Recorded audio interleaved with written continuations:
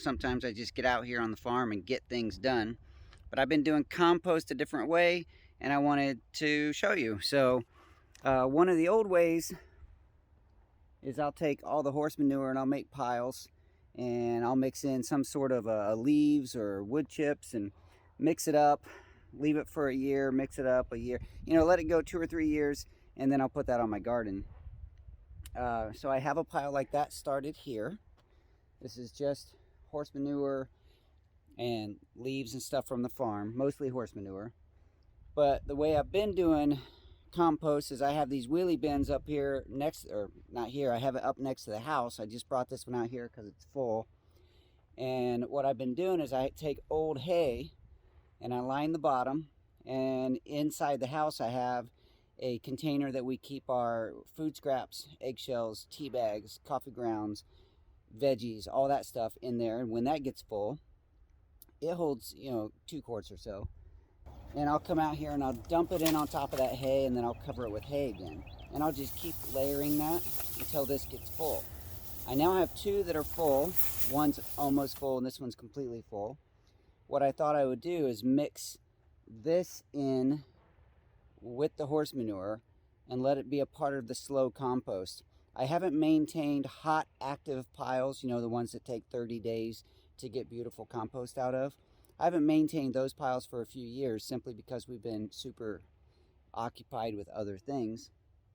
But I have been doing compost the slow way, large piles.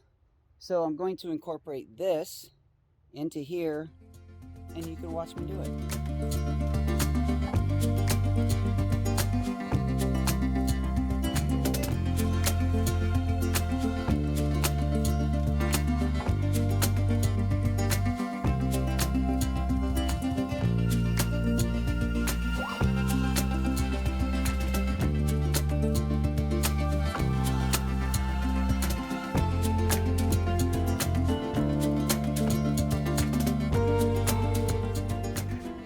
You can see the bottom of that is just goo.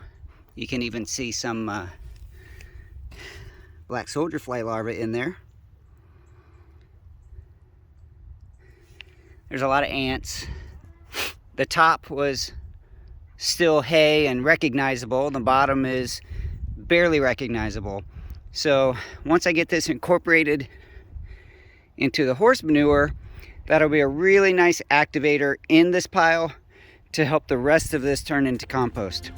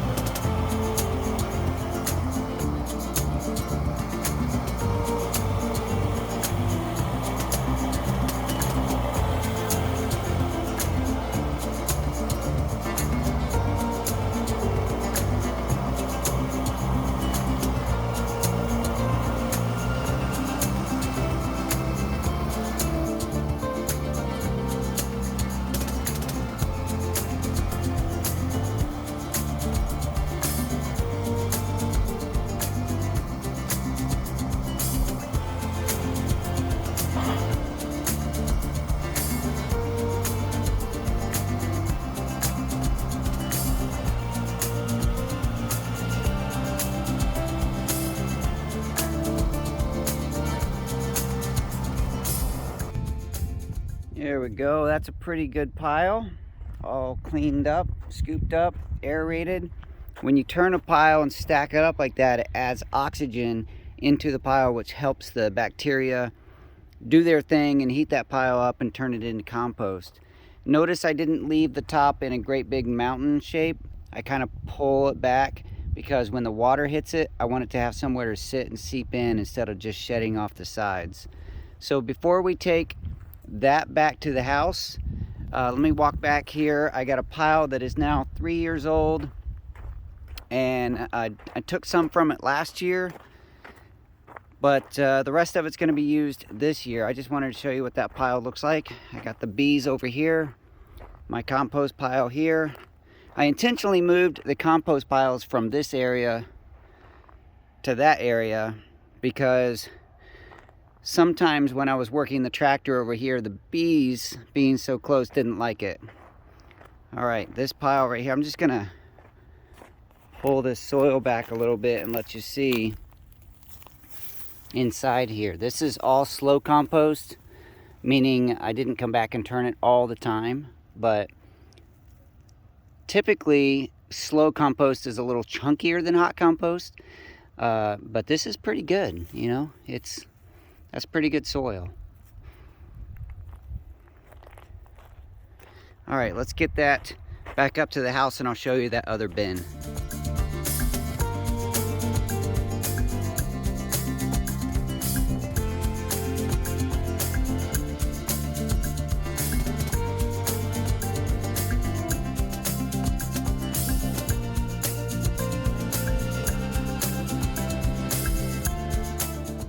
All right, up here in front of the house, over here on the fence line, I had two of these set up. This one that we just emptied, sitting over there, and this one.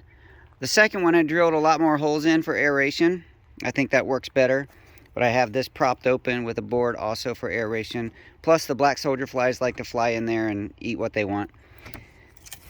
This right here is nearly full. I can pull it back a little bit and just show you. There's some just bits, a little bit of the quail feathers that I butchered. And yeah, so it's looking pretty good. This one will be emptied in, I don't know, a few weeks, a month or so. And I'll turn that pile again. And then, yeah, we'll just keep this going until I decide that it's not worth it anymore. Let's go check on the horses, make sure they didn't get into trouble when I left them out, or I let them out. I shut the front gate so I could open the horse gate, let them out so I can go do my thing and they wouldn't get in my way and I wouldn't be scaring them and all that. Let's see, they should be, yep, up here in the orchard. There they are. It's winter and it's muddy, so Teo, the white horse, the gray horse, is all fuzzy and muddy. He grows a nice winter coat. Maggie doesn't really grow that much of a winter coat. They're enjoying that green grass. Over the years, I've had lots of different experiments with compost. I've made lots of good compost. I really love the small hot compost piles. I have an older video on that. I plan on making a new video soon just to show you, because several people in my life are asking for me to show that to them, to come to their house and show them. So I'm gonna do that and make some videos. But until then, if you have a different way of composting, let me know in the comments below. I'd love to hear it. I love sharing these things and just hearing what other people do. Everyone has a story. I believe this, and every story counts.